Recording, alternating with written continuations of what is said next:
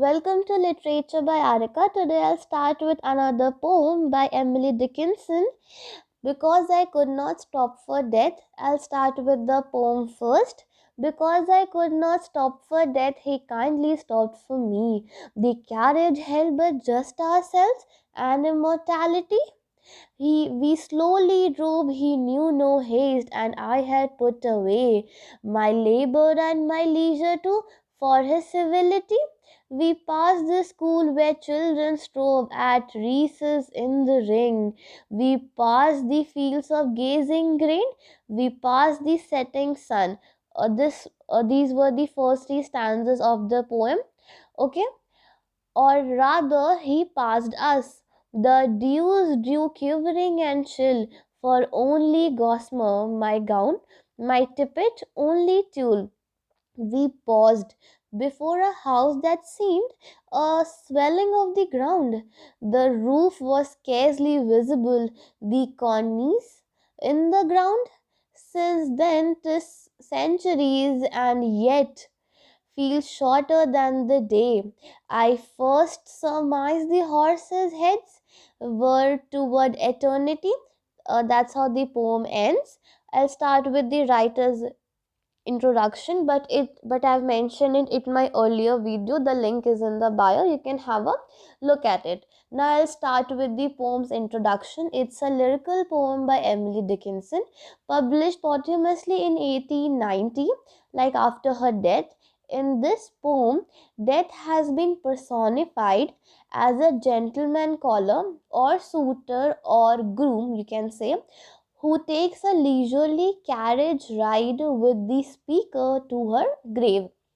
Her familiarity with death and immortality at the beginning of the poem causes the reader to feel at ease with death. At the starting of the poem, we feel, or the reader feels, very ease. Okay.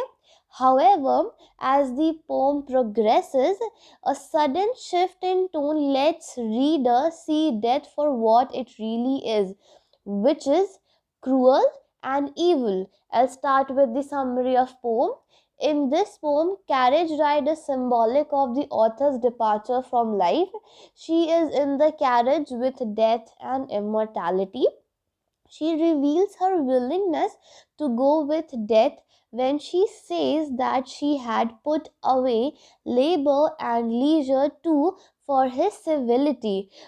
This is the line from the poem. Okay, here his denotes death, or death which is her gentleman caller or suitor, or the ground, as you can say. This further reveals that the author has come to terms with her own immortality. Like now, she has accepted that she has to die and she is dead. Okay, she has set down all she wanted to do in life and willingly entered the carriage with death, her gentleman caller or suitor, and immortality. She may be aware that if she had not gone willingly, death would have taken her to imprison nonetheless.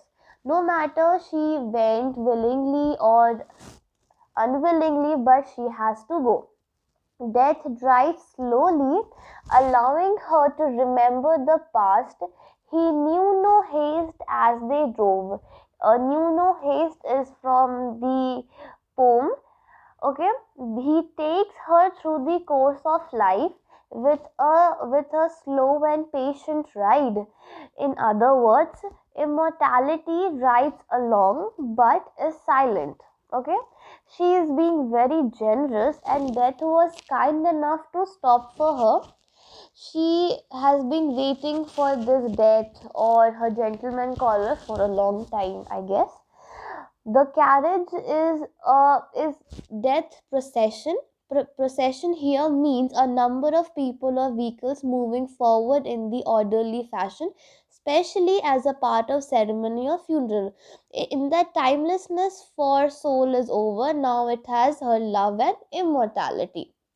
Death is being generous, and she is satisfied with what she had done.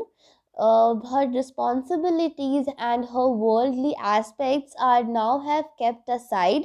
Now she talks about her school life and all the other things that led her from childhood to adulthood to old age. Now she'll take us to a proper journey from the ages she has been through. Okay, sun will going to be there next morning and will stay like before, but she passed the setting sun. In other words, she's trying to convey that she'll be dead, so sun will come but not her. She is finally dressed in her wedding gown, which is coffin. Her blood is cold now, and everything has come to chill, which indicates that warmth of relationship is over now. They have reached the graveyard. She is now talking about the swelling of the coffin buried in the ground. Now she has reached her coffin. She has accepted the death and is excited about it. She talking about the heavenly marriage, that now she has her house, which is coffin, her lover death with her. Walls of her house is carved with the thing she loves. Her 56 years feels like it has shortened everything which has come to death. She lived a 56 years of life. She thought she's going for union with God. Instead, new house has been created for her. Now she has defined her coffin or the marriage she had, which is with the death. Okay, she wants to tell this message to everyone that who's born has to die someday. Someday. That's how the poem ends. The poem is composed with 6 quadrants with the meter of altering between iambic lines. Figure of speech includes alliteration, anaphora, paradox, and personification. Okay, if you have any question, any suggestion, do let me know in the comment section below. Till then, like, subscribe and share to my channel. Thank you so much. Have a nice day.